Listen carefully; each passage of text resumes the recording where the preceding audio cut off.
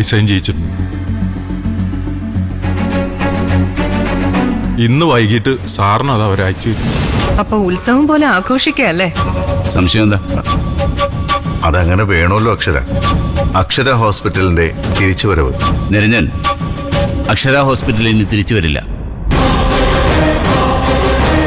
എന്റെ ക്ലിനിക്കിന് ആ പേര് ഞാനിടില്ല. സന്തോഷം, ഒരുപാട് സന്തോഷം. എന്റെ പേരിട്ടിരുന്നെങ്കിൽ എനിക്കത് അപമാനമായേനെ. നിന്റെ കാതിൽ ആ പേര് വിളിച്ചത് ഞാനാ.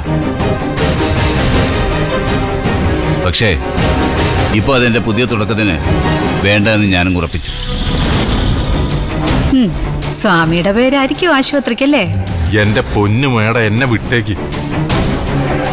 ഒന്നുകിൽ മായയുടെ പേര്, അല്ലെങ്കിൽ മൃതസഞ്ജീവനി.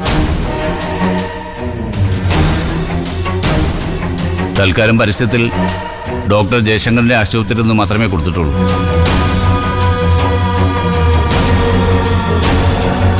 ആ സ്വാമി, ആ തങ്കച്ചിയുടെ ചിത്രം കൂടി പത്രപരസ്യത്തിൽ ചേർക്കേണ്ടതായിരുന്നു.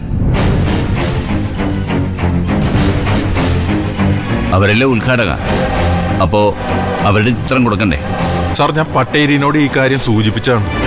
പക്ഷെ തങ്കച്ചിക്ക് ചിത്രം തരാൻ താല്പര്യം. അതെന്താ സ്വാമി, ദുബായ് തങ്കച്ചിക്ക് മുഖം വെളിപ്പെടുത്താൻ താല്പര്യമില്ലേ?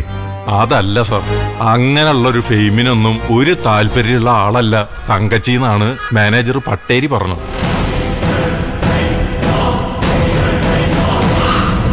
ഒരുപാട് ചാരിറ്റി പ്രവർത്തനങ്ങളൊക്കെ നടത്തുന്ന ആളാ.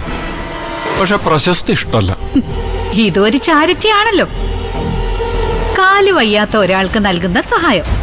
നീ കൂടുതൽ സംസാരിക്കണ്ട. ഓ, ഏതപകടത്തിലും എന്നെ സഹായിക്കാൻ ആരെങ്കിലും വരുമെന്ന് ഞാൻ പറഞ്ഞിട്ടില്ല.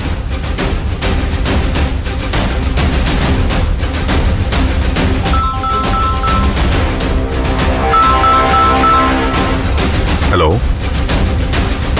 ആ ഞാൻ വരാം.